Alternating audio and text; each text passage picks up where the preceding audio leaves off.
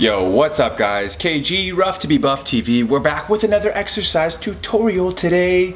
What we're gonna be talking about is the plank, straight arm plank and regular plank. You can see my setup here. I'm gonna show you what not to do. Okay, you see that huge arch in my back where my shirt's all wrinkly? That's the wrong way to do a plank. And there, I'm doing a posterior tilt in the hips. I'm getting up on the toes and squeezing the glutes. Wrong way, correct way. See how I'm activating my glutes? Tucking those hips. I'm not sinking my hips, I'm tucking my hips. Wrong way, huge arch in the back, lots of wrinkles in the shirt. Correct way, tucking the hips, squeezing the glutes. A lot of people get this wrong with the plank. I'm just gonna go down to the forearms because you can do either or, straight arm or a regular forearm plank. Wrong way, and then obviously guys, the correct way. I think you guys get the point.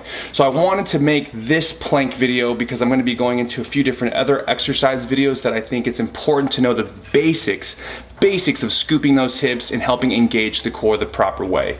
I'm KG, this is Rough to Be Buff TV. That's how we plank. Peace.